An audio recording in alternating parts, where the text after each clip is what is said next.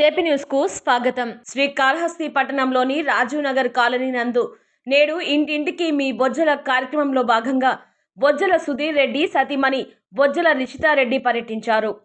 ఇంటింటికి తిరిగి ప్రజల సమస్యలు అడిగి తెలుసుకున్నారు. ఈ సందర్భంగా రిషితారెడ్డి మాట్లాడుతూ రాజీవ్ నగర్ కాలనీ ప్రజలు అనేక రకాల సమస్యలను తమ దృష్టికి తీసుకొచ్చారని, అందులో ప్రధానంగా వీధి దీపాలు రాత్రిపూట వెలగడం లేదని, సరైన రహదారులు లేవని, వర్షం పడితే నీరంతా ఇళ్లలోకి వస్తున్నాయని, రాత్రిపూట వీధి దీపాలు వెలగకపోవడం వల్ల పాములు ఇళ్లలోకి వస్తున్నాయని చెప్పారు. తమ ప్రభుత్వం అధికారంలోకి రాగానే రాజీవ్ నగర్ కాలనీ ప్రజల సమస్యలను పూర్తి స్థాయిలో పరిష్కరిస్తామని వారు అన్నారు. ఈ కార్యక్రమంలో తెలుగుదేశం పార్టీ నాయకులు, కార్యకర్తలు, అభిమానులు పాల్గొన్నారు.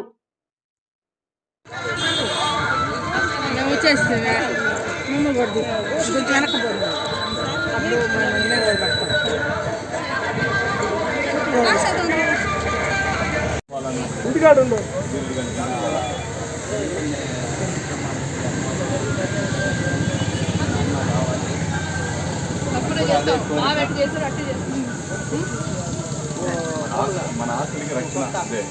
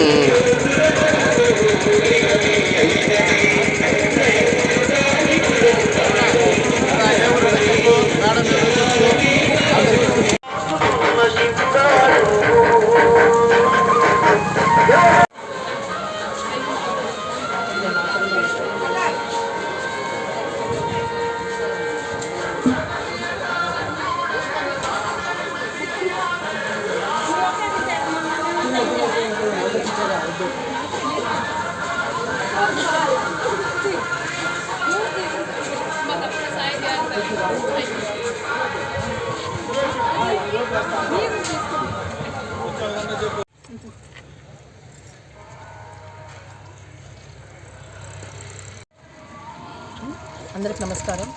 ఈరోజు ఇంటింటి బొజ్జల కార్యక్రమంలో మనము రాజీవ్ నగర్ కాలనీ తిరుగుతున్నాము. ఈ నియోజకవర్గంలో ఉన్న అన్ని సమస్యల్లో రాజీవ్ నగర్లో అన్ని సమస్యలు ఉన్నాయి. ఇక్కడ సరైన రోడ్లు లేవు, డ్రైనేజ్ ఫెసిలిటీ లేవు, లైట్స్ తెలుగుదేశం ప్రభుత్వంలో ఆల్మోస్ట్ 3000 లైట్స్ వేయించాం, కానీ దాంట్లో సగం పనిచేస్తున్నాయి, సగం పనిచేయట్లేదు. ఇక్కడ మేజర్ ప్రాబ్లం ఏంటంటే లైట్స్ పొద్దున్న పనిచేస్తున్నాయి అంటే రాత్రులు పనిచేయట్లేదంట.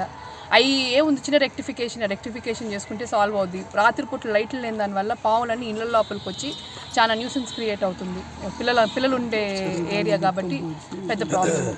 అది కాకుండా ఇక్కడ మేజర్ ప్రాబ్లమ్స్ చాలా ఉన్నాయి రాజీవ్ నగర్లో. ఈ ఏరియాకి ఇచ్చిన గ్రేవ్ యార్డ్లో కూడా గ్రావెల్ తీసేసి అమ్ముకునే పరిస్థితి ఉంది ఈరోజు చూస్తుంటే. అది కాకుండా మన ప్రభుత్వం ఉన్నప్పుడు ఈ 100 feet రోడ్ అనేది ఒకటి శాంక్షన్ చేసాము.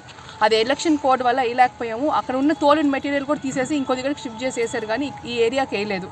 మా ప్రభుత్వం వచ్చిన తర్వాత ఫస్ట్ మేము 100 feet రోడ్ టేకప్ చేసి అది కంప్లీట్ చేస్తాము. అది చేస్తే అట్లీస్ట్ 50% ప్రాబ్లం ఇక్కడ సాల్వ్ అవుతుంది ఈ ఏరియాలో. అది కాకుండా చాలా వాటర్ ప్రాబ్లం ఉంది. ఎవరెవరు వాళ్ళు బోర్లు వేసుకున్నా కానీ సరిగా బోర్లు పడట్లేదు, ఇష్యూ అవుతుంది. కాబట్టి ఫస్ట్ బోర్లు వేసి వాటర్ ఇంటింటికి కొలా ఇప్పిస్తారు తెలుగుదేశం ప్రభుత్వంలో. ఆల్రెడీ మాకు మేనిఫెస్టోలో కూడా ఇచ్చినారు కాబట్టి అది అమలు చేసి తప్పకుండా ప్రతి ఇంటికి నీళ్ళు వచ్చేటట్టు మేము చేస్తాము. అది కాకుండా చెప్పాను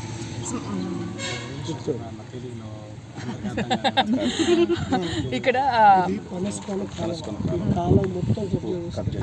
మెయిన్ ఏంటంటే ఇక్కడ ప్రాబ్లం వచ్చింది, మన వరదలు వచ్చినప్పుడు ఇంటి నిండాకి నీళ్ళు వచ్చేసినాయంట, అన్ని ఏరియాస్కి నీళ్ళు వచ్చేసినాయంట. మెయిన్ రీజన్ ఏంటంటే ఇక్కడున్న కాలువలన్నీ పూర్తి చేసి దాంట్లో ఇల్లు కట్టుకుంటుంటే నీళ్ళు ఎట్టబోతాయండి. కొండపై నుంచి వచ్చిన నీళ్ళంతా ఇళ్లల్లోకి వస్తున్నాయి.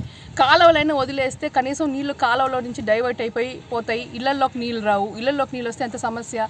అది నేను తిరిగిన ఏరియాల్లో నిండా చెట్లు పడిపోయి ఉన్నాయి. కనీసం చెట్లు కొట్టి వేసేస్తే వాళ్ళకి వే క్లియర్ అవుద్ది, పోయేదానికి వీలు ఉంటుంది. అది కూడా లేకుండా అన్ని అడ్డాలు పడిపోయి అన్నీ అడ్డంగా ఉండి అందరికీ చాలా ఇబ్బంది కలిగిస్తుంది. అది కాకుండా ఇప్పుడు అన్నట్టు శ్మశానం అనేది ఇక్కడ ఒకటి అలాట్ చేస్తున్నారు.